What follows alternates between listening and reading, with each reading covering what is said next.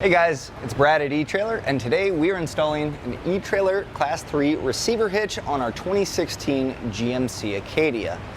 So this is what the hitch looks like installed. You can see it's a nice clean fit. This does have a cover for the fascia that goes in place when you're not using it, which keeps it completely hidden. So as you can see, we have a 2-inch by 2-inch receiver hole, and this is really going to allow for a host of different options to attach to our receiver hitch. We also have a reinforced collar here, also giving extra strength and rigidity.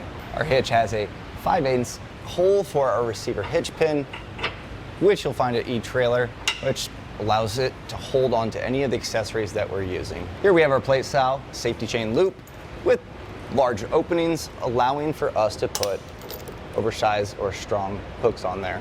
So next we'll get some measurements on this. So from center of hitch pin out to the furthest point on the bumper, it's probably about 4 inches, but 4.5 might be something you'll want to think about with your fold of accessories. That way it doesn't make contact with your bumper and damage either your accessories or the bumper. Now another measurement we'll get is from the top of the receiver tube down to the ground, which puts it about 18.25, 18.5. So a decent amount of clearance, but also, again, something to think about with your accessories if they are hanging down a little bit lower. So next we'll talk about what kind of weight can this handle. So your downward pressure on the inside of your receiver tube or your tongue weight comes in at 500 pounds. Your gross vehicle trailer weight, which is your trailer plus the weight of the accessories, is 5,000. Now it can be used in conjunction with weight distribution, which would put that tongue weight at 600 and your gross trailer weight at 6,000. Now it's important to check your owner's manual to make sure that the vehicle itself can handle that weight. Just because your hitch can doesn't mean the vehicle can as well. So you really want to make sure that you're not overdoing it, so go with the lowest number that is recommended. I'm going to show you a few tips and tricks to help you along the way, but overall we want to get this installed for you. That way you can open up a host of different things, whether it be bike racks, cargo carriers, trailers, whatever the world throws at you. So come along with me. So starting off, first step is going to be removing the center fascia panel here. And you see there is 2 spots for hardware. Remove that, should pop off. Ours currently does not have it, so we're going to move on to our next step, which is going to be removing the exhaust hangers. So we have our strap here. And what I'm going to do is put the strap underneath, and this is just going to give us support. Whether you're working on a lift or even in your garage, the last thing you really want is an exhaust to drop down, plus the added stress on it is never good. So I'm going to attach it to the springs here.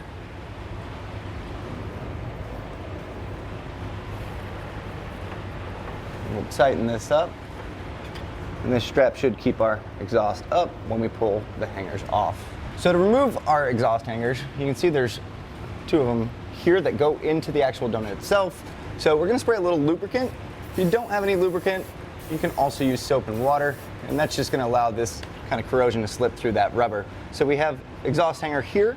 There's also one that's going to be on this side, so we'll also spray that. So to get this exhaust hanger off easy, we have our pry bar, and we're going to use this little mount here as leverage and just try to catch a little on that hanger, and you can see it comes off pretty easy. You kind of work it in there, and simple as that. And there we go. So our muffler drops a little bit, but we are supported by our strap.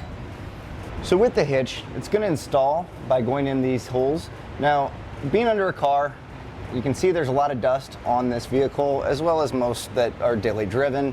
So you really want to get that dust, dirt, and debris out of that hole. Not only is that going to allow the bolt to go in there cleaner, you're not going to strip anything out. And honestly, if you're here, do it for the clean install. So we're going to spray a little lubricant in the hole. And we have a nylon tube brush. And so we're going to kind of feed that in there and kind of work around it. And what that's going to do is knock any of that debris out. That way the bolts really feed in there nice and easy. Just to make sure that we have it cleaned out properly, we're going to take our new hardware and we're going to hand tighten this in. So our hardware on this back side here, we have 2 carriage bolts, and they're going to go in this hole. Now, to feed that in can be tricky, but we have the pull that comes with it. And so I'm going to show you how that works. We're going to feed this through. Now, we're going to try to make this turn here.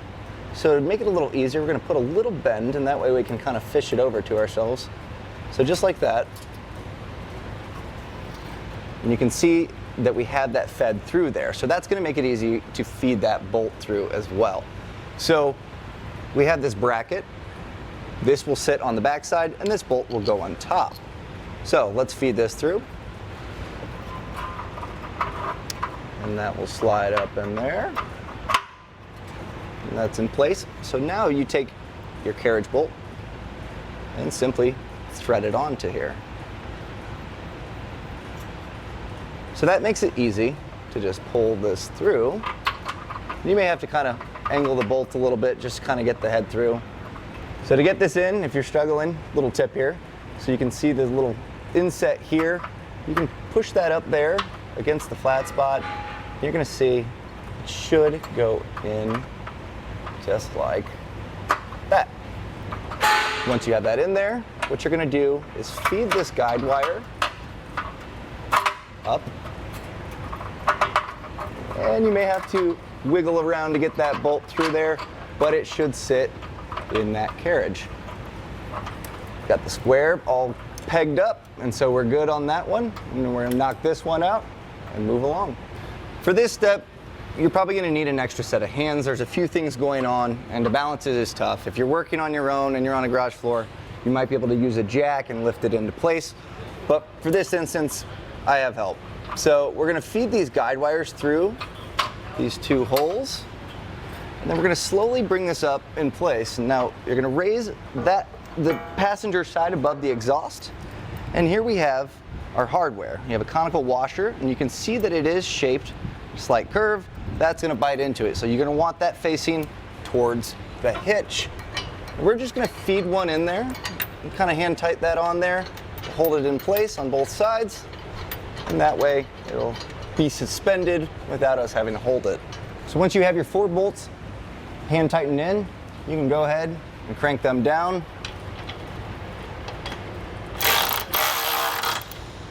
And as I do that, you're gonna see up top here, where we have our guide wires. It's gonna slowly pull that hitch up. So from here, you can see, this isn't moving too much, but as we tighten these down, that should pull it all together. So, we're gonna slowly pull this off. So I have my bolt here, and I'm just gonna throw a few hand tighten turns on there to keep it in place. And we'll do the same on the other side. So with our 3/4 inch socket, we're gonna zip these up.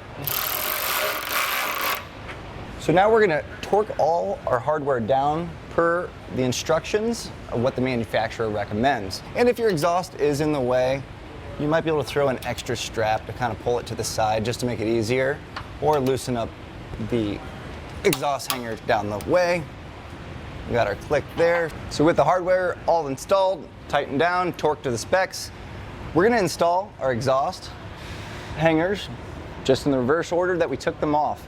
So again, remember we have one on each side. So we'll just raise that up a little bit. Just should slide on pretty easy. And again, if you need a little additional help, you can always put a little penetrating oil or soapy water on there. So now, with our exhaust in place, we can remove our strap.